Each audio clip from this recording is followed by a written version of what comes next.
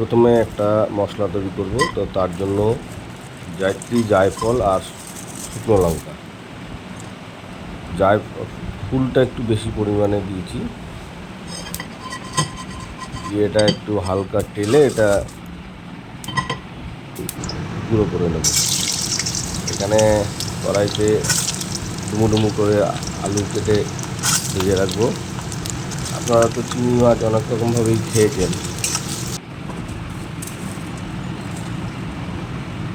এই মশলাটা একটু গুঁড়ো করে নিচ্ছি। এই দেখুন, চিংড়ি মাছ তো আপনারা অনেক রকমভাবেই খেয়েছেন, জানি না এইরকমভাবে খেয়েছেন কিনা জানি না। এটা হচ্ছে চিংড়ি মাছের রসা। চিংড়ি মাছগুলো এবার একটু ভেজে নেবো। এটা হচ্ছে ডুমো ডুমো করে আলু, পেঁয়াজও ওরকম বড় বড় করে কেটে বানাবো। এখানে শিলনোড়ায় আদা, জিরে আর কাঁচা লঙ্কা বেটে নেব।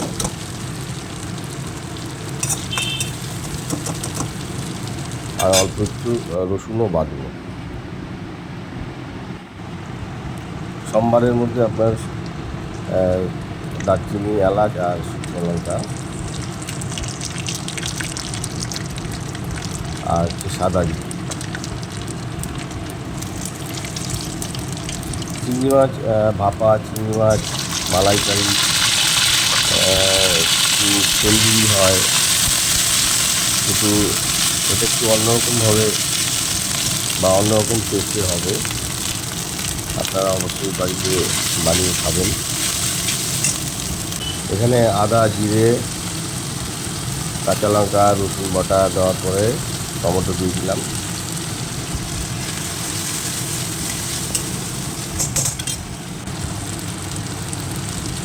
হলুদ আর কালারের জন্য কাশ্মীরি লঙ্কা।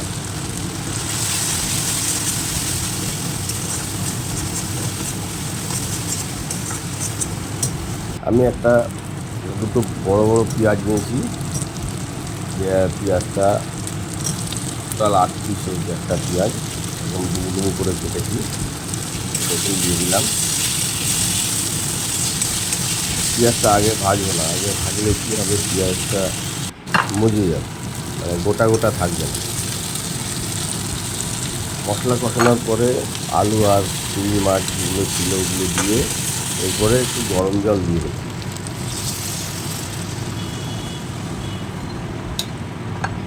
গরম জল দিয়ে ঢাকা দিয়ে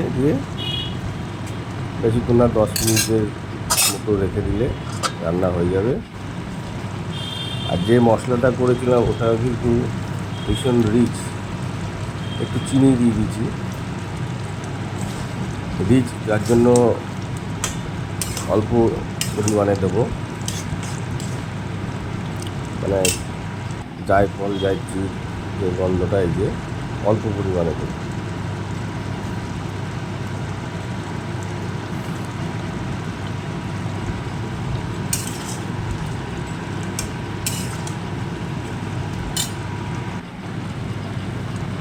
লাস্ট ফিনিশিংয়ে আপনার একটু ঘি দিয়ে ঢাকা দিয়ে রেখে দেবো কিছুক্ষণ।